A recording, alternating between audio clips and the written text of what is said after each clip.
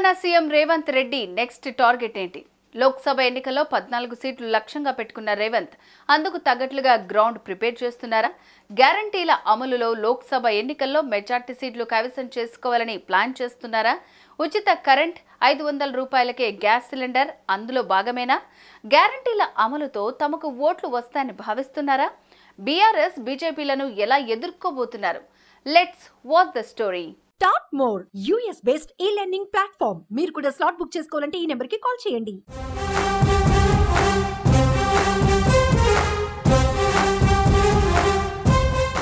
తెలంగాణలో లోక్సభ ఎన్నికలను కాంగ్రెస్ ప్రతిష్టాత్మకంగా తీసుకుంది. గత లోక్సభ ఎన్నికల్లో కాంగ్రెస్ పార్టీ కేవలం 3 సీట్లను మాత్రమే గెలుచుకుంది. అయితే ఈసారి అధికారంలో ఉన్నందున కనీసం 14 స్థానాలు గెలుచుకోవాలని హస్తం పార్టీ భావిస్తోంది. ఇప్పటికే నియోజకవర్గాల వారీగా ఆశావాహుల పేర్లను తీసుకున్నారు. సామాజిక సమీకరణాల ఆధారంగా ఎంపిక చేసే అవకాశం ఉంది. గెలుపు గుర్రాలను ఎంపిక చేయడంలో రేవంత్ రెడ్డి హోంవర్క్ ప్రారంభించినట్టు సమాచారం. అభ్యర్థుల ఎంపిక ప్రక్రియను ముఖ్యమంత్రికి అప్పచెప్పిన 24 గంటల్లోనే మహబూబ్ నగర్ అభ్యర్థిగా వంశీచంద్ రెడ్డిని ప్రకటించారు. ఇక మిగతా 16 పార్లమెంట్ అభ్యర్థులను మార్చి మొదటి వారంలో ప్రకటించనున్నట్లు తెలుస్తోంది.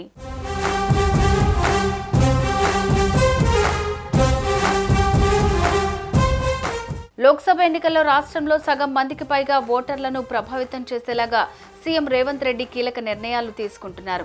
500 రూపాయలకే గ్యాస్ సిలిండర్, 200 యూనిట్ల వరకు ఫ్రీ కరెంటు పథకాలను ప్రారంభిస్తున్నారు.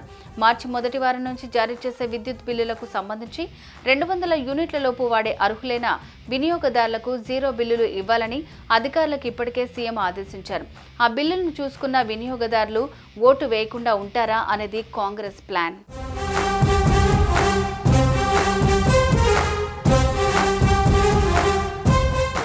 500 రూపాయలకే గ్యాస్ పథకం కూడా తమకు ఓట్ల రూపంలో కలిసి వస్తుందని కాంగ్రెస్ భావిస్తోంది. అందుకు తగ్గట్లుగా విధి విధానాలను సిద్ధం చేశారు. ప్రభుత్వ సబ్సిడీని నేరుగా లబ్ధిదారుల ఖాతాకు బదిలీ చేయాలా, లేక ఏజెన్సీలకు చెల్లించాలా? ఈ క్రమంలో వచ్చే అడ్డంకులు, ఇబ్బందులపై ఇప్పటికే అధ్యయనం పూర్తి చేశారు. ఈ పథకంలో ఒక్కసారి లబ్ధిదారులకు 500కు గ్యాస్ సిలిండర్ ఇస్తే మహిళల ఓట్లు గుంపగుత్తుగా పడిపోతాయి. రేవంత్ రెడ్డికి కావాల్సింది కూడా అదే. అందుకే గ్యారంటీల అమలును చాలా పకడ్బందీగా ఉపయోగించుకునేందుకు సిద్ధమయ్యారు.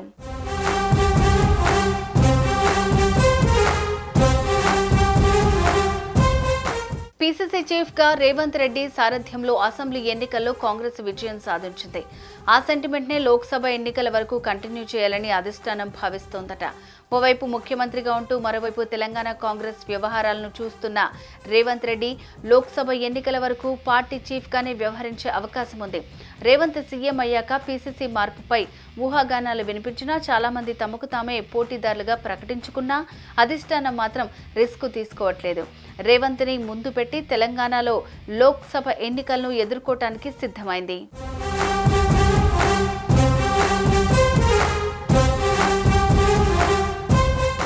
మరో 2 నెలల్లో లోక్సభ ఎన్నికలు జరగబోతున్నాయి. మూడోసారి అధికారంలోకి వస్తామని ఎన్డీఏ ప్రభుత్వం ధీమాలో ఉండగా ఈసారి ఖచ్చితంగా తమదే అధికారమని ఇండియా కూటమి నమ్మకంగా ఉంది. దీనిపై అన్ని రాష్ట్రాల్లో కొన్ని సంస్థలు ప్రీ పోల్స్ సర్వే నిర్వహిస్తున్నాయి. అయితే మెజార్టీ సర్వేలు తెలంగాణలో మాత్రం కాంగ్రెస్కి జై కొట్టాయి. ఇక్కడ కాంగ్రెస్ 10 సీట్లు గెలుస్తుందని చెబుతున్నాయి.